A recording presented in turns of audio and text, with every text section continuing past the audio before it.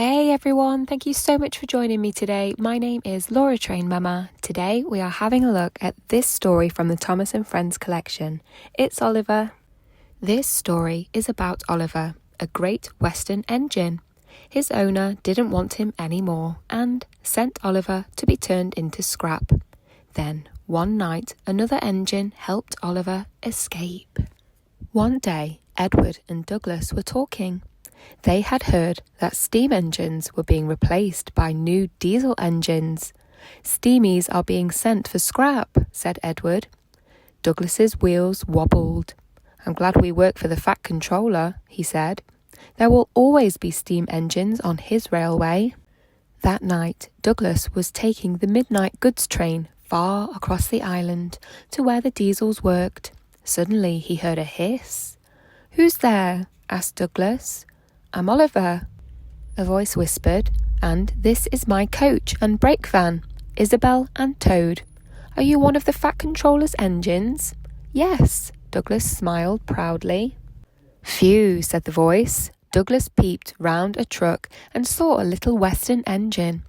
"We were trying to escape from the scrapyard, but I've run out of steam," Oliver told Douglas. Douglas wanted to help. "We'll pretend you're ready for scrap and I'll take you away," he said. Douglas's driver and fireman worked quickly. They wrote "scrap" on Oliver, Isabel and Toad, took off Oliver's side rods and stuck on labels saying that Oliver belonged to the Fat Controller. There wasn't time for Douglas to turn around, so he had to run backwards. They were just leaving the station when someone shouted, "Stop!" A foreman shone his torch at Oliver. "A great Western engine with a Western coach and brake van? You can't take these," he called. But when Douglas's driver showed the foreman the labels, the foreman let Douglas and Oliver go. "That was close," puffed Douglas as they set off down the track. "We hid down an old quarry line for days on our way here," said Oliver. "It was scary." Douglas felt sorry for his new friend. It was morning by the time they reached the Fat Controller's railway. Douglas showed Oliver an empty siding, nicely hidden away. "Welcome to your new home," smiled Douglas. "Thank you," Oliver smiled back. Later, at the sheds, Douglas told the other engines all about Oliver. They were excited.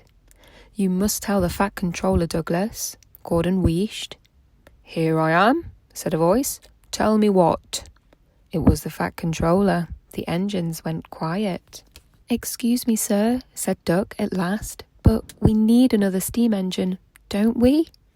"Indeed we do," the Fat Controller boomed. "I know an engine who has been saved from scrap," Douglas burst out. The Fat Controller was puzzled, so Douglas told him about how he had saved Oliver and his coach and brake van from the scrapyard. "Oliver, Isabel and Toad are just what we need for Duck's branch line," the Fat Controller smiled proudly. "Well done, Douglas." Douglas beamed from buffer to bumper. The Fat Controller sent Oliver, Isabel and Toad to the steamworks to be mended and painted in great Western colours.